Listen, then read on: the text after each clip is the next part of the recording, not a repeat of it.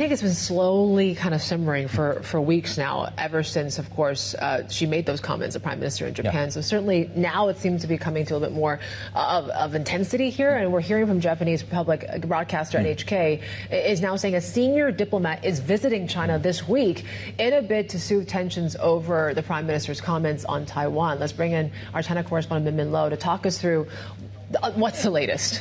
Yeah, certainly it seems like it's serious enough that Japan is now sending officials to China, and China suddenly is seeing this as quite a material shift in Japan's stance, right? Because this is the clearest articulation yet under Sanae Takaichi that Japan would see any military attack on Taiwan as an existential crisis, which gives them the legal justification to intervene militarily. And this is something that Chinese state media has been, really up in arms over, saying that this is the first overt threat of force that Japan has shown to China in 80 years since World War II. And China is saying that this is essentially the same as military adventurism. And they are repeating their mistakes of Japanese aggression in the 1940s. So it's something that is trending heavily on Chinese social media. Chinese people are talking a lot about this. And of course, the Chinese government has taken measures asking its citizens not to travel to Japan over these security concerns. One part of the argument is this was a comment, while a strong comment, maybe taken out of context. It's obviously a few days since then, a few weeks, and then this escalation we're in right now. Is what we've seen in the last, let's call it 48 hours since Friday, a signal of more countermeasures to come? Is this about to kick off, or is this almost as bad as it could get? It could be. I think we have to see what happens when the Japanese officials meet with the Chinese officials, because I think what China wants to see is to have Japan really commit to the one China policy and maybe to retract those statements. Of course, I think what they would really want is an apology from Japan, which they're not likely to get. But right now we have seen military threats, right? You have China sending these armed coast guards to the disputed waters near the Senkaku or Diaoyu Islands over the weekend, saying that they are making rights enforcement patrols. So it is a sign, and this was explicitly mentioned in a Weibo account linked to the Chinese state media CCTV, Yu Yuan Tantian, saying that these are signals that China is prepared to take strong countermeasures if things don't settle down.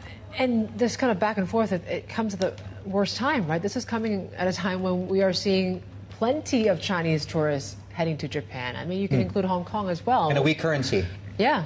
Yeah, I mean, we are looking at traveler numbers close to pre-pandemic levels now. 7.5 million travelers in the first 9 months of this year. And bear in mind, Chinese travelers are the biggest spenders, and they make up now nearly a quarter of Japan's total foreign travelers. So you think about all these Japanese brands that rely heavily on Chinese revenue, brands like Shiseido, more than 30% coming from the Chinese market. So that's why we are seeing the stock down about close to 10% today. And some analysts, our Bloomberg intelligence analyst Catherine Lim, is saying that some of these Japanese companies' ambition to expand further in China could be hampered by this as well, especially if the Chinese government put out a stronger statement calling on its citizens to boycott some of these brands. Yeah, and we've seen this before in previous episodes where the tensions between the two have flared up. It's really played out on the business, on the ground. And that has specifically happened, I think, when Japan nationalized the Senkaku Island or privatized it.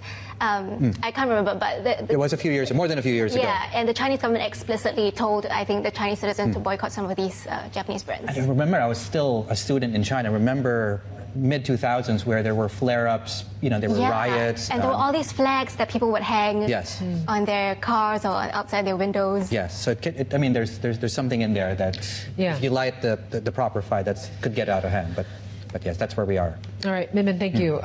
Let's talk a bit more about what we're seeing across these markets and the reaction that we're seeing in Japan in particular. Let's bring in our Alice French. She's our Japan stocks reporter in Tokyo. And Alice, to take your pick, whether it's tourism or travel related, we're seeing some outsized moves here to the downside. What are you tracking so far in your team? Absolutely. Good morning. Yeah, so look, department stocks are being hit pretty hard today. We're seeing Isetan Mitsukoshi down over 12%.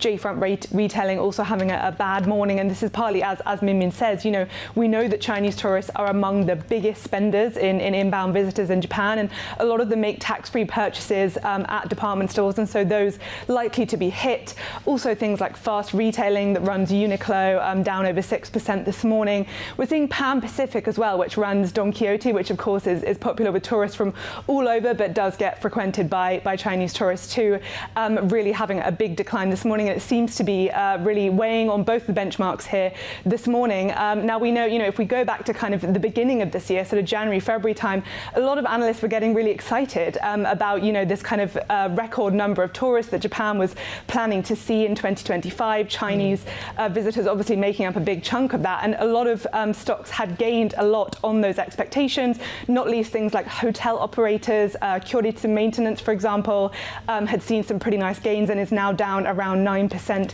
this morning. So I think there might be some re-rating or definitely some concerns coming in terms of how investors are looking at these sort of inbound related stocks going towards the year end.